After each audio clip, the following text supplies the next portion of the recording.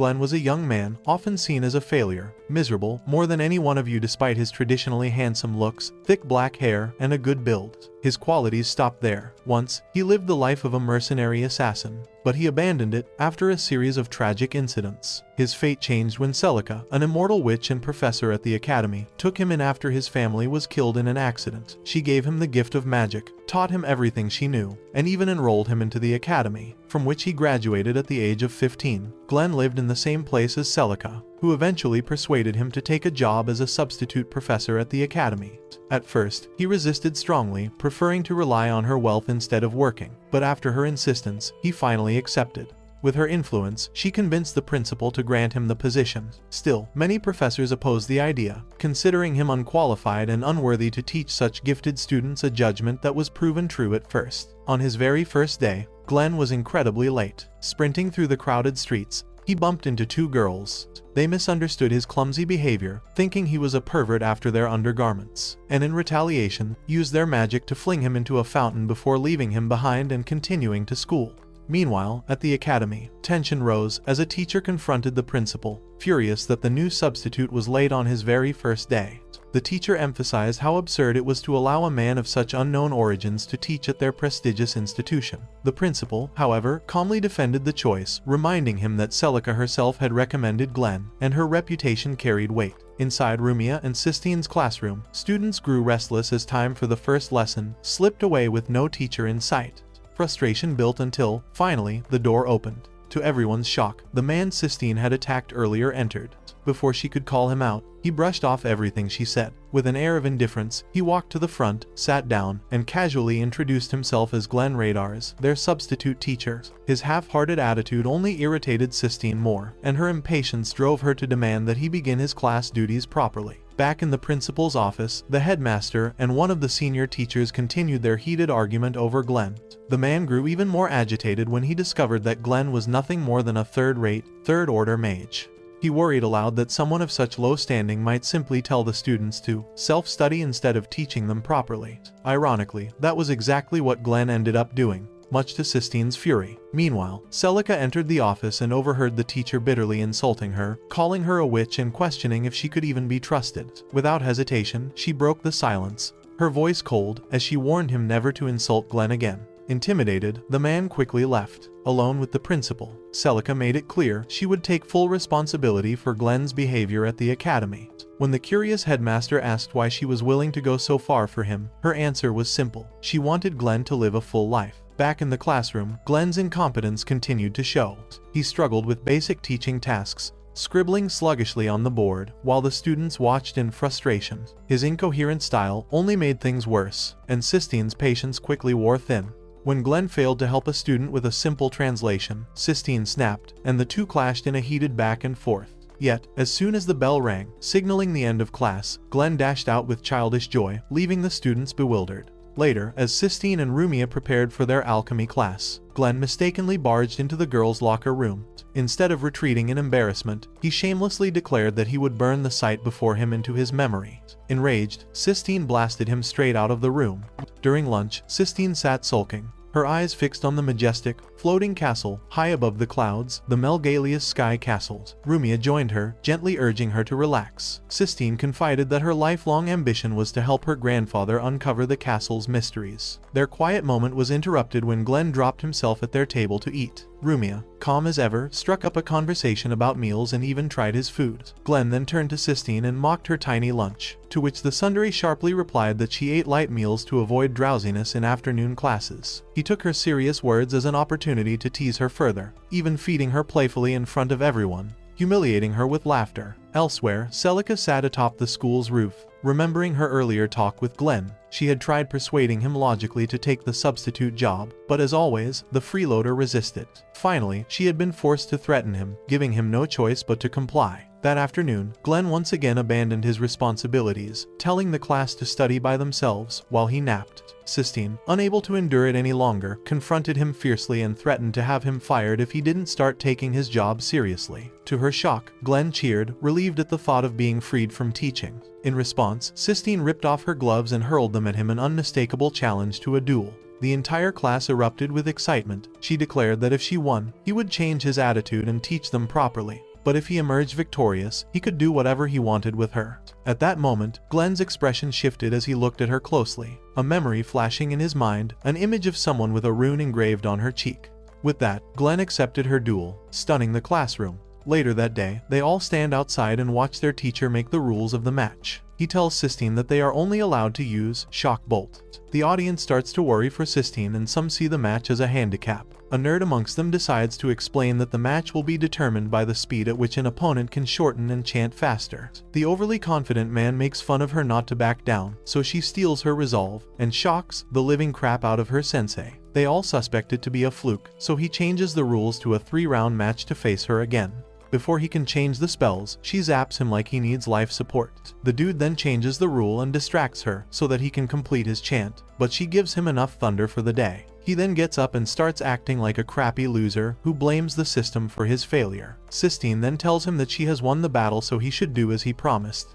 But to everyone's surprise, he denies agreeing to her conditions, before running off like a coward. This makes her admit that she has lost all hope for him. The next day, in the class, Glenn nails a textbook to the board while asking his students to self-study. Sistine, on the other hand, notes that he didn't even change his behavior after their duels. Lynn, a zealous student, suddenly gets up to meet her sensei to help her translate runes, but Sistine stops her. She says she should come to her instead, since their teacher doesn't understand the greatness and value of magic. The laid-back teacher then asks her if she understands what magic is, and it leads to her ranting about how it's the study of their world principles. She then says that magic helps them find the reason why they and their world exist. As she goes on being philosophical, Glenn asks her what the usefulness of studying the principle of their world is. Sistine then talks about it, taking them to a higher plane of existence. Glenn then continues prodding like an atheist. He says magic is of no use if it cannot benefit humanity. Sistine still tries to defend the greatness of magic like a mother hen, protecting her cheeks, but Glenn apologizes for lying to her. He then agrees with her that magic is incredibly useful, especially when it comes to ending people's lives. This shocks the class that their teacher doesn't censor words, and he keeps speaking the gore truth to the fledglings. Sistine finally reaches a breaking point where she slaps him and starts sulking before running out of the class. Later that day, he sits in the school building, reminiscing about what he did earlier. He then agrees to kiss his job goodbye and practices, apologizing to Celica so that she can forgive him. As he walks on the rooftop, he spots Rumia practicing a magic circle in a room, so he goes to meet her. Upon getting there, he informs her that she is violating the school rules by making use of the lab personally. He then tells her to proceed and helps her complete the circles. As he does so, he tells her not to skip any procedure and does as the textbook instructs. She then does as she is told, and the spell works. While watching her rejoice, he remembers how he did the same under Celica's guidance. After school, she then walks with him and sees that he loves magic. She then tries prodding to know what he has been up to before he joined the academy. After explaining to her and seeing that she is still inquisitive, he decides to ask her about her reason for coming to the academy. She says that hers is to make magic beneficial to all of humanity, and there's someone she'd like to repay a debt to. She then speaks of the time she was banished and almost killed by evil mages 3 years ago. This strikes a chord as he remembers saving her, but as she explains to him, he nearly asks her something but later changes her mind. As they head home, she tells him to apologize to Sistine and also explains that the girl feels a bond with her late grandfather through magic. The following day, Glenn shocks the students of his class by apologizing to Sistine. As he begins his class, he insults all the students without holding back. After that, he explains to them that they do not understand a single thing about magic. He then decides to teach them about Shock Bolt. The students at first claim to have mastered the spell a long time ago, but when he pulls up with different forms of it, they leave their mouths wide open. The ever so laid-back teacher properly schools them and explains that magic is about probing the heart of mankind. He then decides to prove how mere words can affect humans by test running them on Sistine. After proving that words affect the subconscious, he then casts Shock Bolt without even trying, and it shows a huge effect. He then demonstrated by throwing away a magic textbook and saying that they need to find what they're truly lacking rather than cramming and translating spells. Days later, Celica marvels with the principal due to how well Glenn appears to be performing as a teacher. Beside them is Glasses, who looks frustrated like he just lost a bet on horse racing. Recently, in Glenn's class, many students who aren't his attend his lectures to learn more about magic. After school, he stays at the rooftop and realizes that teaching isn't so bad. His mentor then approaches him to check up on him, but she funnily compliments him. She then informs him that she'll be away for a conference while he has to teach his students. Suddenly, Rumia and Sistine run towards him asking him to give them tips as they study, but their sensei decides to get on Sistine's nerves. Later that night, at Sistine's residence, the girls discuss Glenn being a wonderful magic instructor. Sistine, on the other hand, regards him as a scumbag. Rumia then reminds her of how they were on bad terms when she first came to live with her. She believes that Sistine's relationship with Glenn can later improve. Somewhere else, that same night, some group of mages go over a plan to enact the following day. They discuss Glenn, an apprentice of Celica, but they do not consider him to be a threat. The next day, the scumbag of a teacher hurriedly runs to the academy due to waking up late. On his way, he senses someone lurking around and calls out to the person. Suddenly, someone steps out from an invisible barrier and blocks his path. He then reveals his tattoo and plans to send Glenn to the afterlife. Meanwhile, his class is filled to the brim and more students anticipate his lecture. To their surprise, Teo's strange men walk into their class claiming to be their new teachers. Sistine then talks back at them, and they threaten her with magic. It didn't take long for the whole class to realize that they were bad guys. One of them then demands for Rumia, but Sistine tries defending her. Rumia speaks up to protect her friend from being killed. They then proceed to take her away, but before that, they shatter the students' hopes by telling them that they've taken down their sensei. As Rumia is being led away, she asks the bandit what they want from her, but the man with her replies that he wants to use her as a leverage, being a princess after all. On the other hand, Sistine is taken to a room for her bad manners by one of the men. He then proceeds to frighten her, and when he discovers how weak-willed she is, he makes fun of her. Glenn suddenly interrupts them and tries leaving, but his favorite student calls out for help. He then tells the man to stop what he is doing. Sistine, who had seen how powerful the bandit was, tells her sensei to run, but the bandit decides to attack him immediately. Surprisingly, the spell doesn't work, so the sensei brings out a tarot card, revealing the Fool Arcana. He explains that by reading the spell being converted into his card, he can completely seal the activation of all magic within a set range around him.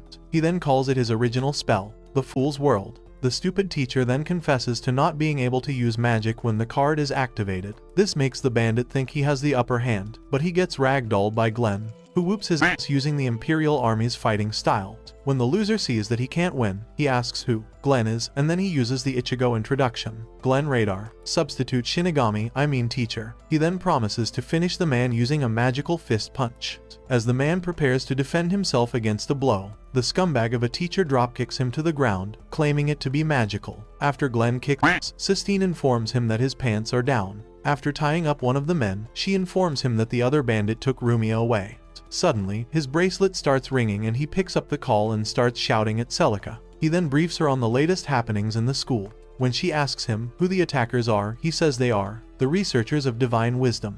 This rings a bell, and she calls them the most infamous terrorists in the Empire's history. They then concluded that an insider helped them to break through the Academy's magic security since it's known to be very fortified. Glenn tells her to inform the Court Mage Corps for backup, but she says that it will be very difficult due to her current rank. He then asks her to hurry back through the school's teleportation circle. She then asks him to hold out till she arrives. After the call, Sistine asks him if they'll get help, but he bursts her bubble.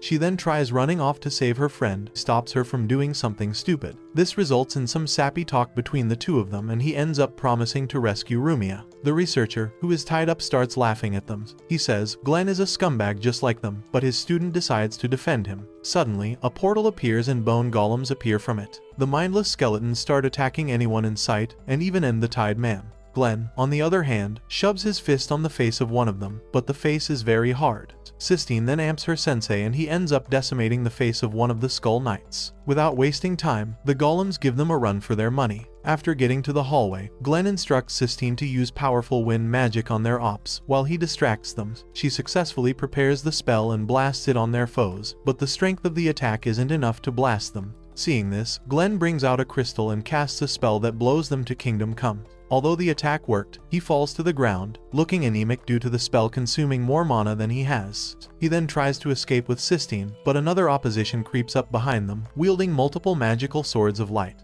Glenn then pushes Sistine out of the school building after confirming that she can dispel the magical swords the Sasuke ripoff uses. The researcher then suspects Glenn not to be able to counsel his swords, so he engages him in combat. In the process of parrying the swords, Glenn gets cut. He then tries using a spell, but the researcher stops him. While he tries educating the laid-back teacher on how things are done, the researcher almost gets his ass handed to him. so he wonders who Glenn is. Glenn starts chanting the spell for dispelling the weapons, but the man attacks him before he can finish it. The swords dug deep into his body, but he continues to chant. Before he reaches the last line, Sistine appears and completes it, hereby nulling the sword. Seeing that the researcher is left open, Glenn picks up one of the weapons and takes him down. With the researcher's final breath, he talks about knowing Glenn to be a mage killer. Sistine sees how injured her sensei is and hurries to his side. She smiles at him for understanding what he meant when he pushed her earlier. As they head to where Rumia has been tied, Glenn collapses due to severe injuries and blood loss. After a while, he wakes up to the sound of his bracelet ringing, and he sees his beloved student fast asleep by his side. Celica, who is on the line, briefs him about how the teleportation magic didn't work. She then informs him of how the barrier in the school was constructed to prevent people from going out. After a short while, Glenn concludes that the school's teleportation circle must have been rewritten to help them escape. He then checks his body and sees that he has somewhat recovered, thanks to Sistine's help. The scumbag thanks her for his help, even though she's asleep, before running towards the tower where the teleportation circle is. Upon getting there, he sees a man holding Rumia hostage and gets mad at him for being good looking. Glenn then brings out his card to use against him, but to his surprise, the man remains calm and declares himself the victor of their duel. Through interactions between Rumia and the man, Glenn learns the strange figure before him to be Huey, the teacher who he replaced. He then connects the dots and realizes that Huey is the human bomb that was planted in the academy years ago. Huey affirms his guess and tells him that if he is attacked, then the school will be blown to bits. On the other hand, if he doesn't stop the spell surrounding Rumia on time, it'll teleport her to their organization. The laid-back teacher then rushes to help his student out of the magic circles. He uses his blood as a catalyst while he fuels the remaining mana he has left into it. Upon doing so, he sees that there are 4 more magic circles left for him to dispel. While at it, he explains to the daft princess that he always wanted to be a mage of justice. But as he grew older, he realized how the world of magic happened to be a blood-stained one. Again, the image of a white-haired girl with a rune on her cheek pops into his mind, and he concludes his Naruto speech. He then dispels the 4th barrier and struggles to reach the 5th, but his body gives up on him. Bro collapsed like the Twin Towers on 9/11. Rumia then pushes through the electric barrier and reaches out to her beloved sensei. She then amplifies his power level. What a convenient plot if you ask me. This grants him the energy to dispel the last circle, freeing the princess. Upon doing so, Huey just stands and watches like he expects a miracle, but he gets slugged by Glenn. Not long after Sistine reaches the tower, she sees her sensei fast asleep. Some days after the event happened, Glenn speaks to Celica about not knowing that Rumia was the princess he saved 3 years ago. She then tells him that people won't stop persecuting Rumia due to her special abilities, and that is why only she and the headmaster were the only ones who knew her lineage. Celica then teases him to know why he chose to stay as a teacher, so he tells her that he wants to see what the kids will achieve. He also considers it perfect for killing time. The Queen of the Alzano Empire calls for Zelos, the Grand Commander of the Imperial Guard. Upon entering her room, he guessed that he'd be escorting her to the academy in a few days for its competition. He then worries for her sake, but she corrects him. After he leaves the room, she speaks with her maid concerning how much her daughter must hate her. She then wishes for her child to be in good health. In the classroom, Sistine and Rumia try cajoling her classmates into participating in the upcoming festival. The losers refuse her request since they do not want their awful performance to be seen by the queen. Unluckily for them, their nonchalant teacher decides to put in effort to make them all participate. He then groups the students to match their respective fields. Some of them disagree at first due to wanting to play different roles, but he points out their strong points and why they fit the roles he designated to them. He then remembers how he ran to the principal's office, begging to be paid in advance, but the man denied his request. The principal then called his attention to the upcoming competition and how the teacher of the winning class received a bonus. The news then motivated him to help his class. Within seconds, the class is in high spirits, but a party pooper tries to crush everyone's spirit by saying that only the top students should participate in the upcoming competition. Glenn, who didn't know that a student can participate in multiple fields, starts buying the idea, but his adorable white cat of a student makes everyone stick with his initial strategy. During practice, he stares at his students through the window while remembering the competition back in the day. Suddenly, he sees other students from class 1 telling his class 2 students to beat it since it's their turn to train. He then tries to intervene, but their teacher happens to be Glasses, his #1 hater. Glenn tries reasoning with him, but the hater ends up insulting his students in the process. Triggered, he decides to stake his 3 months allowance on his class victory. This prompts Glasses to do the same. After they've finally agreed, the noble white cat student decides to ruin their deal again by hammering values and threatening Glasses for abusing his authority. As the days pass, Glenn trains his students in their various fields, and this makes Sistine admit in a tsundere way that he is cool. On the night before the competition, Rumia stands outside the balcony of Sistine's house, remembering the incident that happened 3 years ago. Fortunately for her, Rumia interrupts her thoughts, informing her that dinner is ready. She also notices the troubled look of her friend and tries to find out what's wrong. Being a smart girl, Rumia quickly covers it up, and they both go downstairs to have dinner. While they dine, Sistine's parents apologize to the girls in advance for not going to be present to watch their competitions. The girls do not take the matter to heart, and it makes Sistine's father appreciate them very dearly. The following day, on the way to the academy, the maid notices Her Majesty to be in a good mood. She then requests that she change her pendant to another to avoid suspicions. Sometime later, after the queen's arrival, she officially announced the commencement of the competition. Rumia sees her from afar and notices that she's not putting on her usual pendant, so she feels dejected.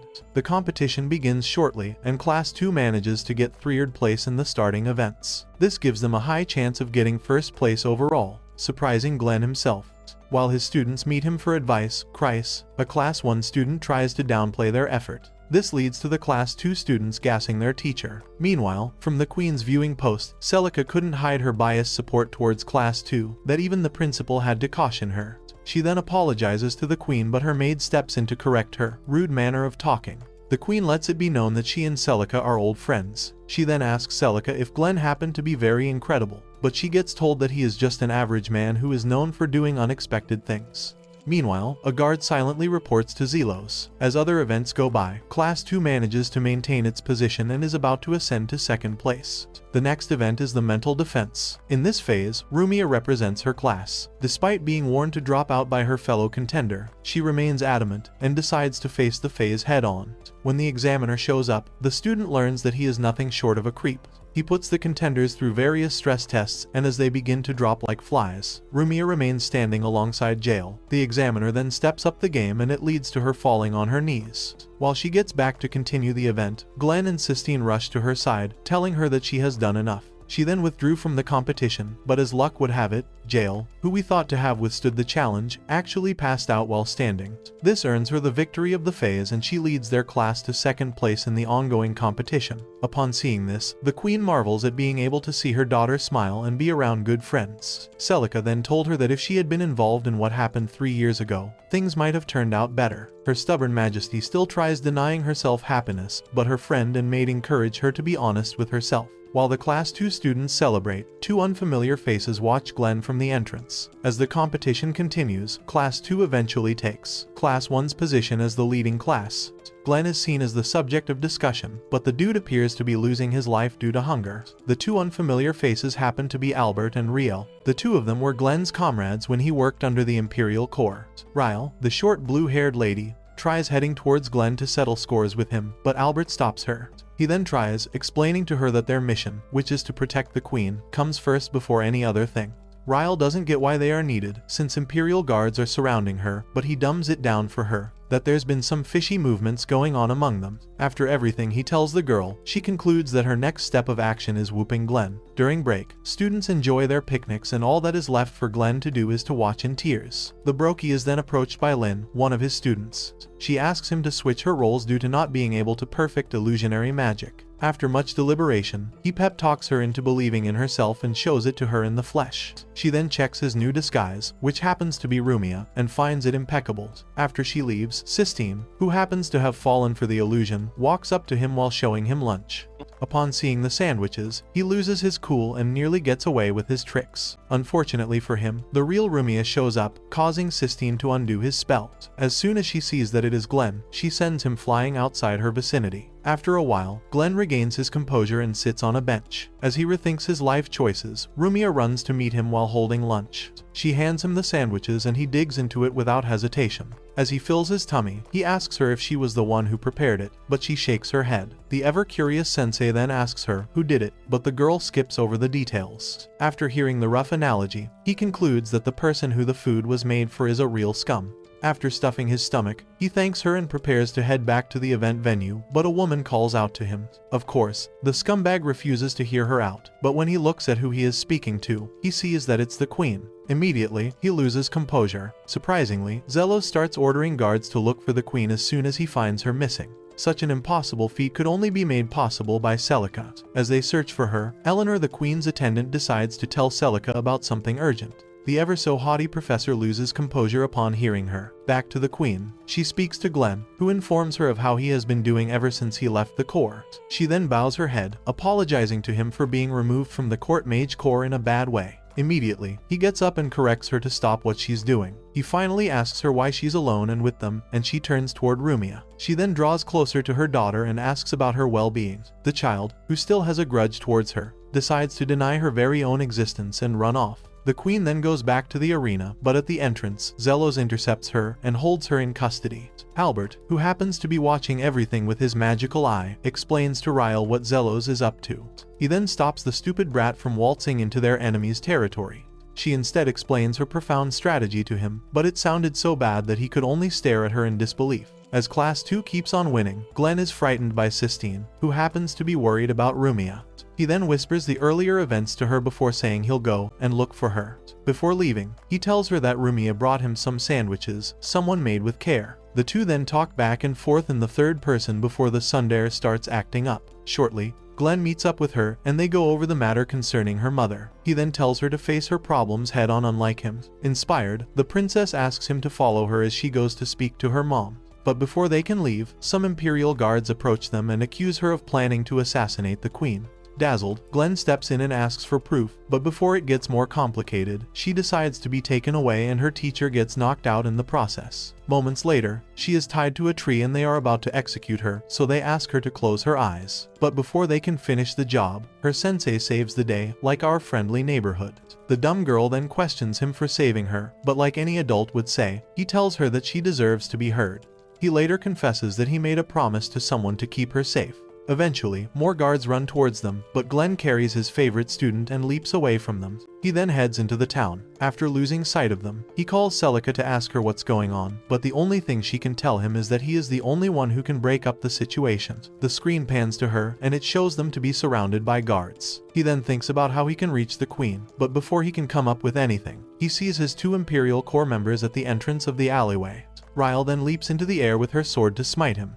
Before the queen returned to her seat, Eleanor informed Celica that she placed an additional cursed necklace around her majesty's neck. She then gave her a condition to fulfill by sundown. Meanwhile, Glenn is being hunted by Ryle. As he avoids the loony, she uses alchemy to create a brand new sword. After destroying her previous one, she then leaps at him, but Albert shoots her down with spirit gun. After the perpetrator calls out to him, he then realizes that it's Albert. A while later, Glenn is dealing with his psycho comrade, alongside being briefed by Albert. He then introduces them as his former comrades to Rumia. Glenn then shares the info Celica gave him. He wondered why she hadn't acted since she was powerful enough to take down the guards.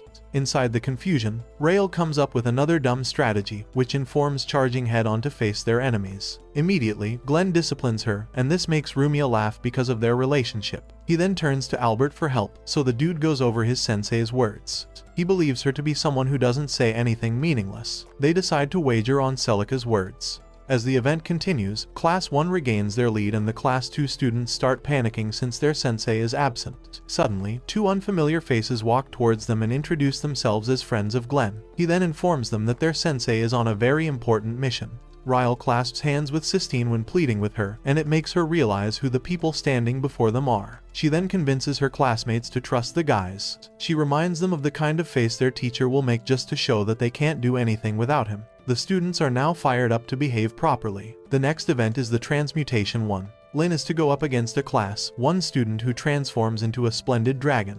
While she stands at the entrance, Albert walks up to her and says the same thing about Glenn earlier that day. She then walks to the arena and transforms into a stunning angel, earning full marks. With this, the classes have the same score, so they are left to duel against each other. On the other hand, the Imperial Guards chase after Glenn and Rumia, and they find them very hard to catch. Zelos orders one of his men to find the princess and end her.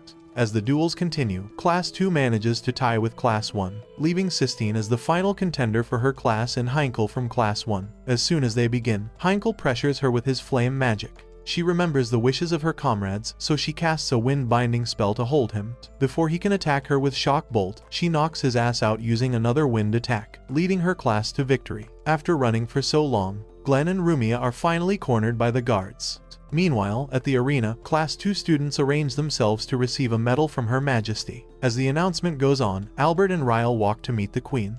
The dumbfounded royal doesn't understand what's going on, but Albert explains that the teacher of the winning class is to receive a medallion from her.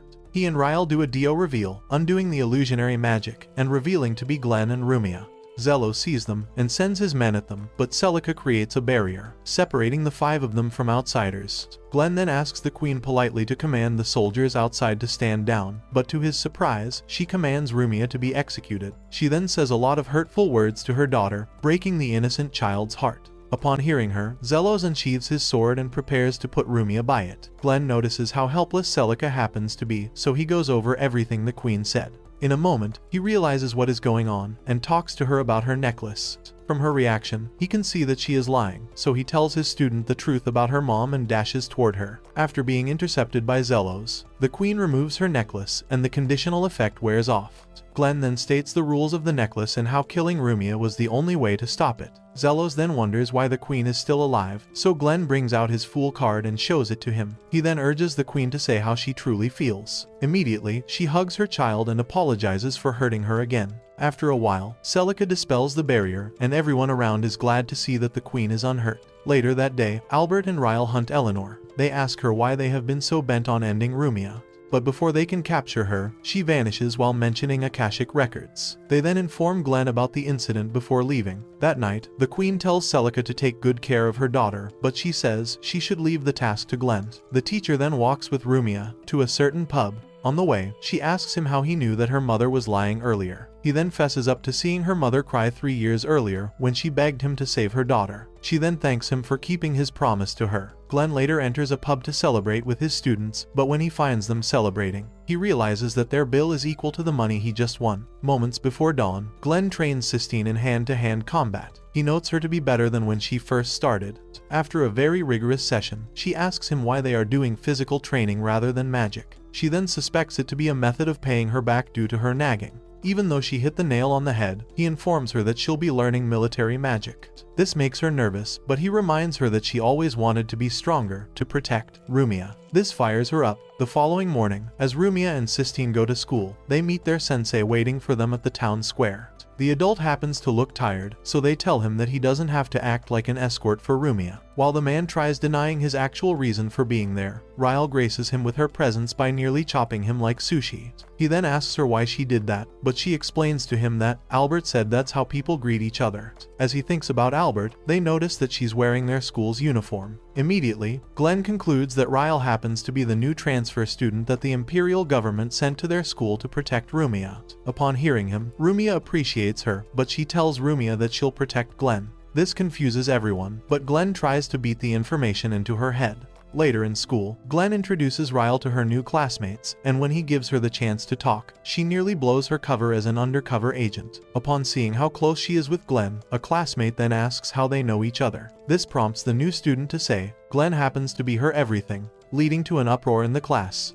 A while later, the students are to practice aiming from a distance. Sistine uses Shock Bolt and eliminates her target on her first trial, impressing her classmates. Naturally, the tsundere felt happy when Glenn commended her for her effort. The next participant happens to be Ryle. She tries using Shock Bolt but fails a lot at it. This causes the student to wonder if she's nervous. On her last trial, she summons her gigantic blade and hurls it at the target, destroying it. Everyone is shocked by her strength and tenacity. When they get back to their classroom, the students maintain a notable distance from her due to the stunt she pulled earlier. Rumia then walks up to her to invite her for lunch. At first, she denies needing to eat, but she gives in after being pressured. Moments later, they are in the cafeteria, and once Ryle sets her eyes on strawberry tarts, Rumia helps her order for it. The girls later sit at a table to have their lunch. Rael, on the other hand, kept eating like it was her last day and couldn't even bring herself to share some of her rations with Sistine, not that it was necessary. After a while, the girls bonded, and the remaining classmates scoot over to observe the newbie. As they watch her nibble her meal like a rat, they find her to be quite amusing. Glenn, who happens to watch their interaction from afar, later meets with Celica at the library to discuss Ryle. He then hopes that she gets to socialize better, especially now that they have an upcoming field trip. Celica then teases him for starting to act like a proper teacher. The day for their field trip finally arrives. As the students of Class 1 head there, one of them complains about not going to Canturley's Army Mage research facility. Glenn now tells them that they are in luck because the alchemy research lab happens to be located on Cineria Island. The hopeless man of a teacher then tells them that they'll get to see their female colleagues in bikinis, and this raises their spirits. Sistine and the rest of the girls who happen to be in another carriage worry about how stupid the boys happen to be. Upon getting to the dock, a shady man tries selling some wares to the students, but they get creeped out by him.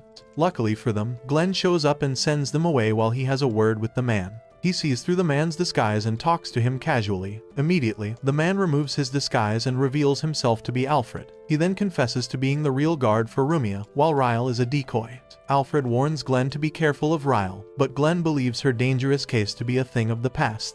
Alfred then states him to be as naive as ever. They finally reach the island, and while the girls admire it, Glenn is carried out of the ship due to being seasick. The worried girls then wonder why he pushed himself so hard to make them visit the island, but the shameless teacher tells them that seeing beautiful swimsuits is his priority. On the other hand, Rumia asks him to confirm that he wants to distance them from military magic as much as possible, but the tsundere doesn't answer honestly. Within a few moments, the girls run through the beach in their swimsuits, and the guys thank their sensei for giving them the chance to have fun.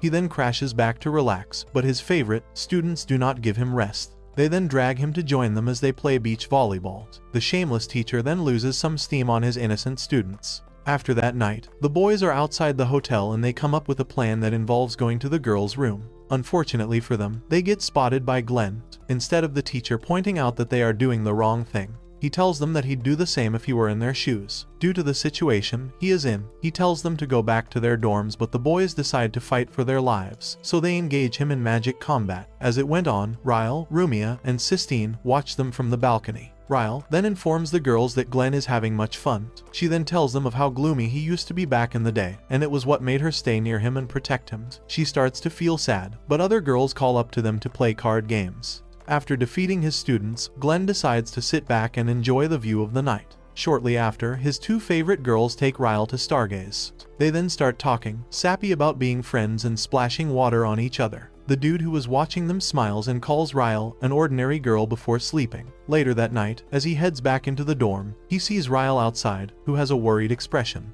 She then asks him why he left the Corps, and he says he feels guilty for the way he left. This little blue-haired girl starts talking, like he is her everything, and him not being in the Corps makes her wonder what she's living for. He then counters her by saying that she had fun earlier. Glenn decides to suggest that she can just become a student at their academy, but Ryle tells him that she lives for him. This upsets him and he says what she is doing wouldn't have been what her brother wanted, and she snaps at him for not wanting her to protect him. The girl starts whining like a child because he doesn't want to stay by her side. She then suspects his favorite students of stealing him from her. Before he can explain things to her, she cries and storms into the dorm while yelling that she hates Rumia and Sistine. On the same island, Eleanor speaks to some man, informing him of their plans to capture Rumia. The following day, the students set out to the alchemy research lab. On the way, Sistine and Rumia notice Ryle to be acting distant from them. They then try talking to her casually, but they are given the silent treatment. Pondering upon her discussion with Glenn last night, Ryle loses her footing and she falls. Instinctively, the girls reach out to her to help her, but she slaps their hands away before telling them not to talk to her. She declares her hatred for them before walking ahead. This breaks the heart of the poor girls. Luckily, Glenn walks up to them and informs them that Ryle is unstable because he made her mad the previous night. Upon getting to the research institute, the students are welcomed in by Burks, the director of the lab. Shortly, they make themselves at home by keenly observing their environment. Although the girls worry about Ryle, Rumia tells Sistine that it's better they give her some space. As the director explains to the kids what they study, he glances at Rumia and she wonders why. Later, they reach a particular department that studies the crossing of plants and animal life. While most of the students find it cool, Rumia confesses to her friend that it creeps her out. She asks if it's okay for people to manipulate life the way they want it. Sistine then talks about how deep research on the subject would be very bad, so she tries to lighten her friend by defending the lab, not to dabble in that. She then decides to waste the remaining screen time given to her by discussing Project Revive Life. Thanks to Burks, who takes on the subject from where she left off, we can hear more about the matter. The project involves using a body created through alchemy using the gene code. if the person is to be revived, an astral code, and a lot of stuff not buttressed in the story to revive someone. Technically, it isn't possible to revive someone as it simply is making a clone with the memories of the dead person before he died. The little princess becomes more troubled, but Glenn explains to her that the research had stopped ages ago. Burks, who agrees with what Glenn said, talks about a rumor that the researchers of divine wisdom have stolen and completed the research. Glenn believes the rumor to be an urban legend. Sistine, who happened to be listening attentively, decides to ask if there's any other thing needed for the revival project to work. Burks then tells her that they'll need original magic, and it happens to be impossible to get one. After a day of learning, they get back to their suite. Sistine calls Rumia to join them to have lunch, but the girl stares worriedly at Ryle, who sits all alone. Sistine then approaches Ryle to invite her to lunch, but the brat leaves her and heads somewhere else. Glenn, who sees them, tries reaching out to her, but she storms off. She runs through the town and blames the girls for taking Glenn from her. She finally reaches the shore and starts sulking like a child. Back in the suite, Glenn tells the girls not to be angry with Ryle, since her mentality hasn't caught up to her age. Sistine then offers to look for her, but Glenn says he'll do that in his stead. At the beach, a man calls out to Ryle and it turns out to be her big brother. She then wonders how he is still alive. Deep in the woods, Alfred watches them and concludes it's a ploy of the researcher of divine wisdom. He then decides to step out to act, but he notices Eleanor to be nearby. The maid tries wooing him to come with her, but he decides to fight her. As they clash, the maid shows promise by countering the legendary Alfred in combat.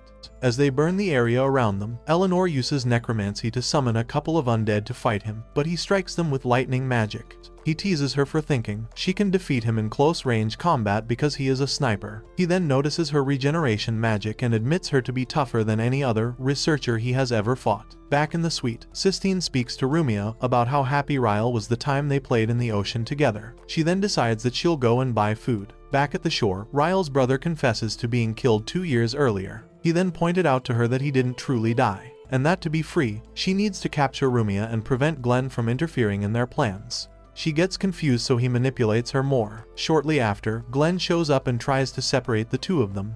He then talks cockily about interrupting him and the organization's plans, but Ryle stabs him from behind before he can use shock bolt on her supposed brother. She then wishes him farewell and says she'll live for her brother's sake. Alfred, who happened to be engaging Eleanor, sees that Glenn has been fatally wounded. Eleanor immediately withdraws as soon as she fulfills her mission. Alfred then spots Ryle charging toward the suite. After a while, Sistine returns to the room with a bag of groceries. When she enters the room, she spots Ryle standing over Rumia's body with blood all over the place. She then questions Ryle. Ryle informs her that Rumia isn't dead but just unconscious. Sistine then asks her what happened to Glenn, but the blood-stained girl tells her that she killed him. She then freaks out and asks why she did something so terrible, but Ryle says that she is with the researchers. She then proceeds to grab Rumia, but Sistine tries to stop her. The blood-bathed girl now told her to try and stop her. This makes the coward hesitate, so Ryle escapes with Rumia. Sistine then tries justifying her actions, but she ends up confessing to being too frightened to act. Immediately, Alfred kicks the door to the room open while carrying Glenn's body. He then places him on the bed and Sistine freaks out upon seeing his injuries. As she cries, Alfred logically scolds her, but when he notices that she won't stop, he prepares to leave. She then stops him and asks for the next step to take. He says they'll be performing Reviver and he'll need her mana. He then asks her to give Glenn CPR. Immediately, Glenn's breathing stops. Sistine becomes flustered while Alfred carries out the ritual, but he shouts at her, and she ends up doing as she's told. Meanwhile, in an unknown place, Rumia wakes up and sees that her hands and feet have been bound in chains. Ryle's brother then approaches her and tells her capturing her is necessary for his hand and his sister's sake. Ryle steps out from behind him and Rumia asks her about her sensei. Ryle's brother then tells her that she won't be seeing him again because Ryle killed him. She then looks at Ryle and asks her to deny what her brother said, but the little witch doesn't say anything.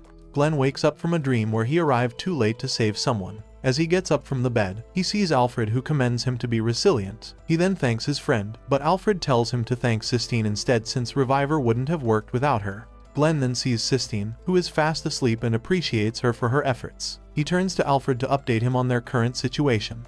Glenn first wonders why Alfred didn't tell him, but he then concludes that Rumia was intended to be used as bait from the very beginning. He gets mad at him, but realizes that it has to be done to prevent Ryle's identity from leaking out.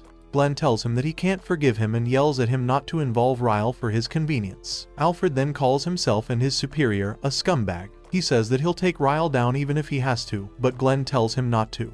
He blames himself for her predicament and vows to bring her to her senses, even if it means beating her up. Alfred then agrees to his plan, but he punches the weakling so hard that he falls on his bum. Alfred then says that's what he gets for disappearing without a word. He throws the loser his Glock and warns him that he'll shoot Ryle if he has to. Glenn then thanks Sistine, who is asleep one more time before leaving with Alfred. Some students spot Glenn and Alfred as they run out of their sight. Sistine, who had been resting, finally wakes up and starts crying for being so useless. Concerning Rumia, at the research facility, Rumia screams in agony as magic circles drain her, and more data is being analyzed from her. Burks, who happens to be with Ryle's brother and Eleanor, rejoices as he sees that they are getting closer to completing Project Revive Life. He then thanks Ryle's brother for helping them with the project. Since he sees that Rumia is still conscious, he decides to belittle the royal family by saying that they are worse compared to the researchers. Immediately, Eleanor interjects him from spilling the beans, so he denies the curious Rumia from finding out about her family. Instead, he hastens the procedure and it hurts the poor girl the more. Shortly, Eleanor notices a tracker behind her and concludes it to be how Alfred and Glenn can track them. Meanwhile, Alfred explains to Glenn that he placed a tracker on the princess and Eleanor, and while that of the princess has been erased, Eleanor's is still active. As the two men waltz through the facility like they own the place, Burke sends a monster to jump them. Immediately, it appears that Alfred eliminates it with a single attack. Eleanor then tells Burks that it'll take more than that to stop them. Back in the suite, Sistine makes up her mind to be of use to her sensei. As she is about to head out of her room, two of her classmates step inside and see the mess it is covered in. They try asking for Rumia's whereabouts, but Sistine's sad look explains it all. At the facility, Alfred and Glenn walk closer to Rumia's location and another monster intercepts them. This time around, it is a tougher creature. As Burks watches, the creature engage them in combat. He laughs at them, but Eleanor smiles mischievously. The monster attacks them, but Alfred creates a strong barrier around them, buying time for Glenn to complete his chant. As soon as he finishes, he annihilates the monster with a beam attack, shocking Burks. Immediately, the senile researcher storms off to take them on by himself. As soon as he leaves, Eleanor meets Ryle's brother and tells him that they'll leave the rest to his sister. At the suite, Sistine explains to her classmates that Ryle and Rumia won't be coming back, and they wonder if their sensei will bring them back. At the facility, Alfred informs Glenn that Rumia is straight ahead. On their way, they spot Burks, who transforms into a monster to stop them in their tracks. Thanks to Alfred, who creates an opening for Glenn, the teacher can run to where Rumia is held hostage. The informed class, two students start deliberating on going to rescue their classmates, but Gibule, the nerd, tells them to leave the matter to their sensei. Sistine also suggests that they shouldn't go since they'll only count as extra luggage. As she pleads with them, she ends up crying. Glenn finally arrives at the room where Rumia is trapped. In it is the scumbag of a brother who keeps sweet-talking his sister into fighting Glenn. The girl then summons her gigantic sword and shuts her ears off to the logical reasoning Glenn has been trying to help her with. She then fights the bare-handed teacher with her sword, but his agility helps him evade all her attacks. While Rumia screams at Ryle in the background to stop what she's doing, Glenn decides to use her love for her brother against her. He first confirms if she truly loves her brother, but as Ryle answers him, she draws closer to him with her sword, so he brings out his Glock and uses it to create space between them. After gaining distance, he then demands that she say her brother's name. While most of us wanted her to say Heisenberg, the girl starts suffering as she struggles to remember, so he makes a Yu Yu Hakusho pose and tricks her into believing that it was his gun. Immediately, he uses the moment that she freezes from being scared to jump her and apply gravity magic on her. He then picks up his gun that he threw at her earlier and uses it to break the researcher's screen. Glenn then runs to the imposter of a brother and strikes a good one across his cheek. While Ryle lies on the ground, she speaks of the project Revive Life, and when she shortens it, it becomes her name, Project Riel. She then remembers her brother's name to be Sion. Ryle happened to be the clone of a girl named Alusha. Back when she was still in a lab tube, her brother, his friend, and a girl named Alusha were present. Sion asked Rainer to stop with the unholy experiment, but the psychopath stabbed him and gravely injured his sister. When Glenn arrived at the scene, it was already too late. Currently, Glenn stands above the imposter, and the man talks about how Sion slied him and snitched to the core. Glenn now tells him that it was him Sion met and told about everything. Ryle then wakes up and says she remembers everything. The imposter, whose real identity happens to be Rainer, Sion's friend, calls Ryle junk due to her having emotions. This upsets Glenn and he tries smacking him, but his attack is parried by 3 other Ryles. Rainer then refers to them as the perfect ones since he removes their emotions when creating them. He then orders them to take Ryle and Glenn out. One of the clones charges at Ryle to kill her, but Glenn's sensei saves her in the nick of time. This prompts her to ask him why he chose to protect her, despite being a doll. Glenn instead replies that her classmates do not consider her as one. The crybaby still complains about the wrongdoings she caused them, so her sensei tells her to apologize to everyone later. As he fends against her other copies, he tells her to live for something she holds dear, so she gets up and finally develops as a character. The little witch blitzes her copies, shocking the life out of her imposter brother. In the process, he tries using Shock Bolt, but Glenn's Fool card happens to be activated. The dude then points his Glock at the loser and tells Rumia to close her eyes, causing her to go down memory lane. He then pulls the trigger, but nothing comes out, deceiving the imposter, so he knocks him unconscious with a strong right. On the other hand, Alfred makes steak out of Burks. He uses his flame magic so much that he ends up burning his target to crisps. The following morning, Glenn returns with Ryle and his favorite student to their hotels. They see Class 2 students waiting for them outside, and without wasting time, Sistine rushes over to Rumia and hugs her. Ryle then turns to her and apologizes sincerely for her wrongdoings, and to her surprise, Sistine embraces her as well. Later that day, Alfred and Glenn watch the kids on the beach as they play volleyball. Alfred then concludes the scene to be what Glenn wants to protect. Meanwhile, in an unknown place, Eleanor holds a crystal rune that has something glowing inside.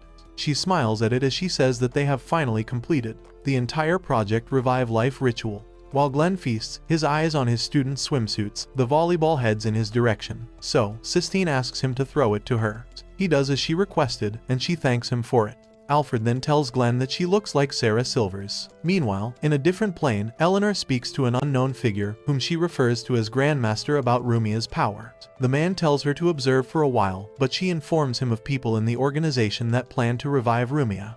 He then tells her to do as she fits, as her actions will shape his story. After the students' field trip, Sistine and Rumia invite Ryle to their home for dinner, but she ends up being shy. After seeing the zealousness in Sistine's parents, the parents then try engaging her in discussions, but she can only watch. They then talk about how much their daughters usually tell them about Glenn Sensei. Upon hearing Glenn Ryle speak, the parents interpret it to her, praising him, so they consider him to be a remarkable man. Sistine's mom later drops the message that she and her husband will be heading to the imperial capital the following day. Immediately, her father talks about forgetting an important message that he wants to pass across to Sistine.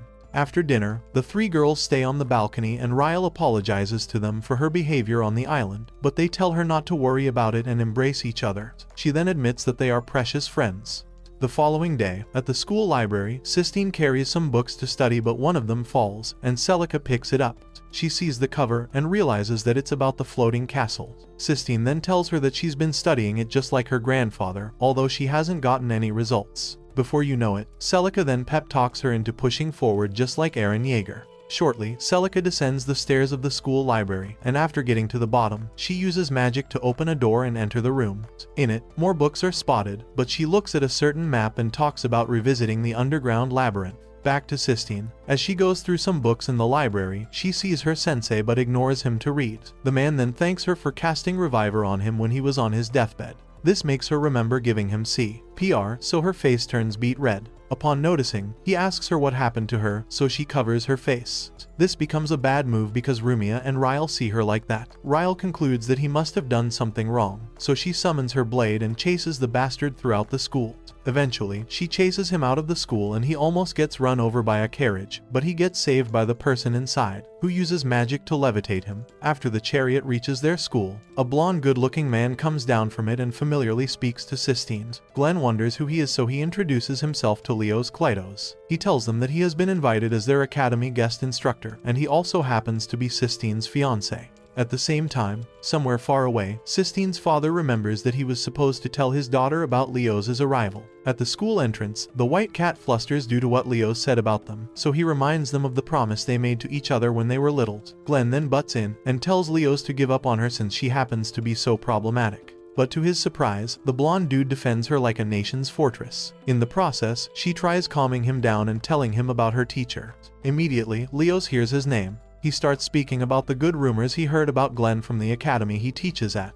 Meanwhile, at the principal's office, Celica, Glasses, and the principal talk about Leos, who happens to be an exceptional man. Celica then informs them about how her woman's intuition is telling her that something is strange. Glasses, on the other hand, thinks that she doesn't want her apprentice to leave, but she corrects him that she senses a greater danger than that. At the school entrance, Leos continues to shower Sistine with words of affection, embarrassing the teen in front of her peers. Glenn, on the other hand, decides to praise her that someone considers her a lady. He upsets her the more he opens his mouth, so she blasts him away using wind magic. Later that day, Leos lectures the students on military magic and ways to increase one's magical output. He does the job flawlessly, so that even Glenn, who watches from a seat afar, wonders how he made the students grasp it so easily. Being an adult, he sees the impending danger looming around, teaching the students that particular field of magic. Rumia, being a level ahead of her peers, speaks to him about how he wouldn't acknowledge the dangerous lesson. The fool of a teacher decides to downplay it as being jealous that Leos is more capable than he expected. After the class, Leos walks up to Sistine and asks her to walk with him alone. She then listens to him, while they reminisce about their past as they walk into the school compound. Glenn spies on them due to Rumia's request. Although the dude hates creepy stuff like what he is being asked to do, he doesn't remove his eye for a minute from the party. When Leos and Sistine get to a tree, Leos asks her to marry him, shocking the teenager. Glenn, who seemed a bit disinterested, pays close attention to them. Sistine, on the other hand, turns down the request due to the promise she made to her late grandfather regarding studying the Sky Castle. Upon hearing her, Leos downplays all of the dead man's research and tells Sistine not to waste her life away, rather, she should follow him. This upsets Sistine and Glenn. The good-for-nothing stalker then jumps out of the bush and advises his student to follow her dream. Leo sees him and tells him not to butt into their personal lives. Naturally, the sensei, who has little morals, does as he is told, but Sistine brings him along with her and surprises everyone by saying that Glenn is her fiancé. The teacher looked confused at first, but when he saw that she was silently crying for help, he decided to step in and play his part. As Leos tries to wrap his head around the matter, Glenn worsens everything and it leads to Sistine revealing that she had kissed him before. The blonde dude then speaks harshly at Glenn and the scumbag of a man decides to throw his left glove at him, signifying a duel. Leos then accepts it, and as he leaves, he says he'll come up with the time and rules for it later. After he leaves, Sistine shouts at Glenn for worsening her case, but the dude sees it as a good opportunity to be her husband and enjoy her riches. Later that day, he then shamelessly informs his students that he'll need their help. They wonder what kind of mess he got them into, but after a brief explanation, he tells them that they'll be training. He also promised them that he wouldn't forget about them after he married into money. Later that night, he meets with Alfred in a bar, and the logical man calls him the lowest of the low. They then get to the topic at hand, and Alfred informs him about angel dust being smuggled into their country. This piques Glenn's interest as he'd like to investigate the matter, but his former comrade refuses him. Alfred then wonders what Sarah would die for if the dust still found its way into their country. He sees the determination of his friend and concludes that he can see Sarah in Sistine. After their meeting, Glenn walks back home and remembers how he and Sarah used to interact. She was someone who loved his dream of being a mage of justice. In another part of the town, Leo speaks to a man inside his carriage. He talks about how Glenn's proposing a duel went according to his plan. He wonders if the man happens to be a prophet. The mysterious man then tells Leos to dance his best against Glenn for him. He says Leos will be the foundation of his justice. The duel day arrives, and two classes are presently on the field. Glasses goes over the rules and informs them that the match will last for 3 hours. He then proceeds to call Glenn a scumbag for involving the prestigious students of their academy in a personal duel that involves getting a girl. Without hiding any trace of bias, he asks Leos to defeat the scumbag of a teacher. Leos agrees, and then walks to Sistine, informing her not to worry about him. He then speaks to her kindly about how he'll overcome any obstacle to win her hand. All the girls watching start daydreaming about someone like him. On the other hand, the lowest of all mankind shouts at his team to support him in marrying into money. One of Sistine's mates decides to ask her if she plans on marrying whoever wins, but she says she isn't ready to truncate her future. She immediately imagines her sensei acting cool, and this makes her lose her composure. The announcer then announces the start of the duel. The match begins with the two teams facing each other. While they divide themselves across the area, some of Leo's students overwhelm Glenn's due to wonderful tactics. A flashback is now shown of Leo's teaching Class 2 about squad formation. While his team uses the 3-man formation, he sends them into Class 2's territory. As some of the teachers watch the match, they conclude that Leo's will win due to being a military commander in the Imperial Army. As much as Glasses wants Leo's to win, he admits that Glenn happens to be an oddball, who won't go down easily.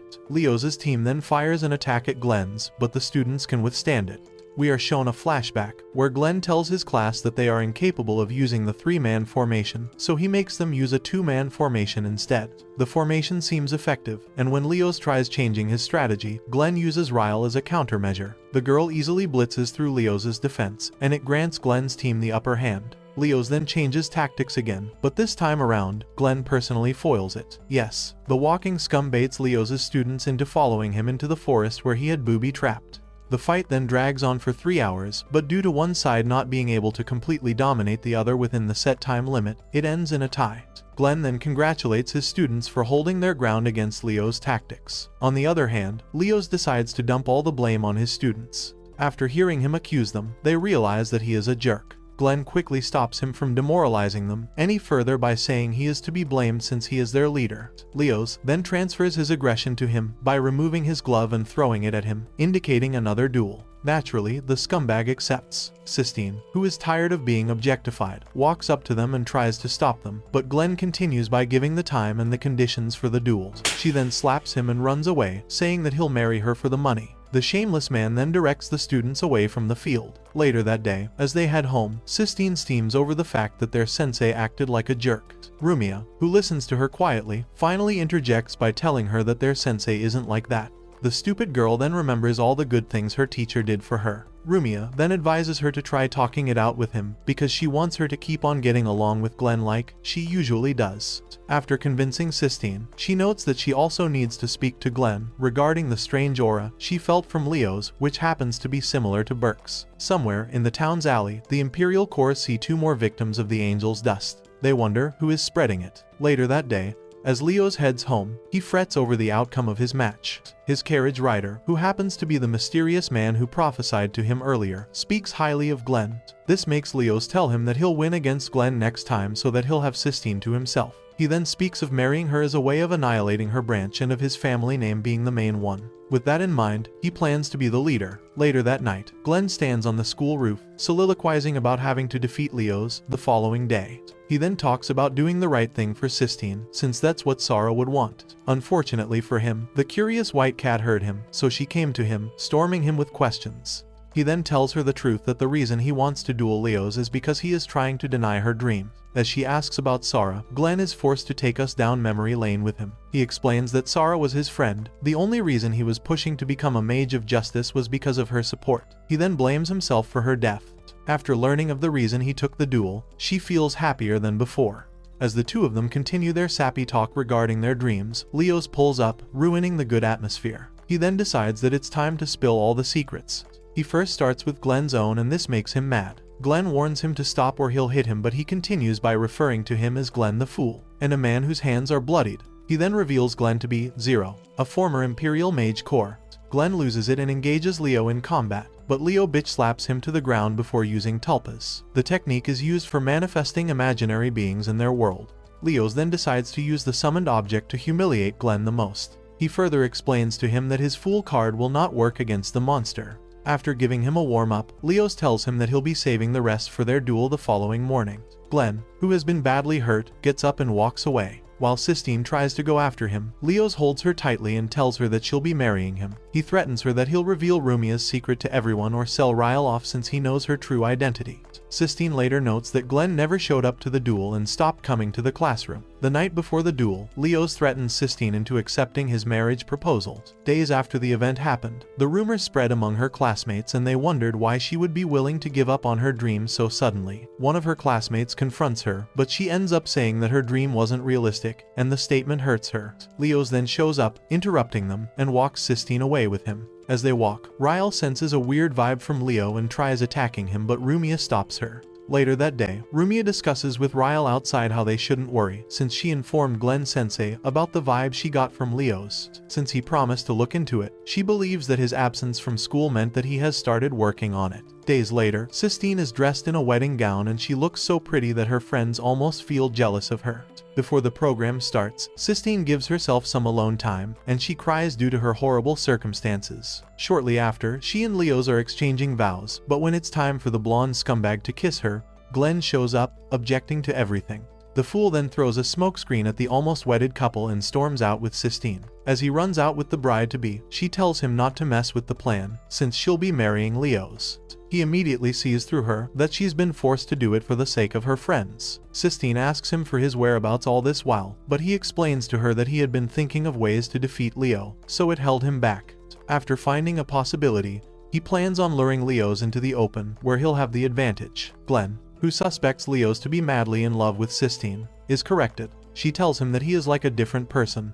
Suddenly, they are interrupted by people who have been induced with Angel's dust. As they approach them, Sistine gets scared by the cold look in her sensei's eyes. Meanwhile, at the church, more angels' dust victims pour inside while armed. Ryle tries fending them off, but luck shines on her as Alfred and some members of the Imperial Mage Corps appear to give her a hand. Quickly, she helped the students vacate the premises. Back to Sistine and Glenn. Glenn informs her that the people approaching them are already dead, but they are controlled by someone. He then tells her to beat it while he fends them off.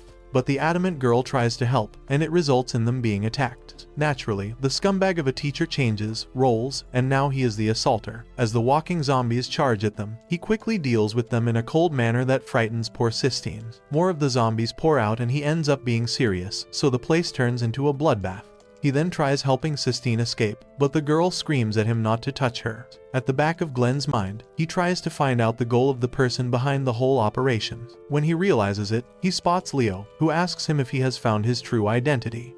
Glenn immediately tells Sistine that the man standing before them is the former Imperial Court Mage Corps executioner, Justice. The shady man snaps his finger and transforms into his true self. Sistine asks him of Leo's whereabouts, but he dead flat tells her that the man is no more. Heartbroken, she's unable to move, but Glenn tells her to leave the vicinity. After being scared, she runs off like a coward. After she has left, the two of them decide to table their ideals and talk. But justice appears to be a lost cause. He then confesses to wanting to enact justice in the world, and to be able to do that, he needs the Akashic records. The records have the power to change the rules that govern the world. Justice then attacks by using tulpas, but Glenn shoots them down. Sistine, who has gotten far away from them, hates herself for believing that her beloved sensei, who fought for them, wasn't into dark and shady stuff like what she's seeing. Eventually, she comes to assist him after he starts getting his ass handed to him by the executioner. Upon seeing her, Glenn tries advising her not to step into his dark world, but she says that she wants to bring him back.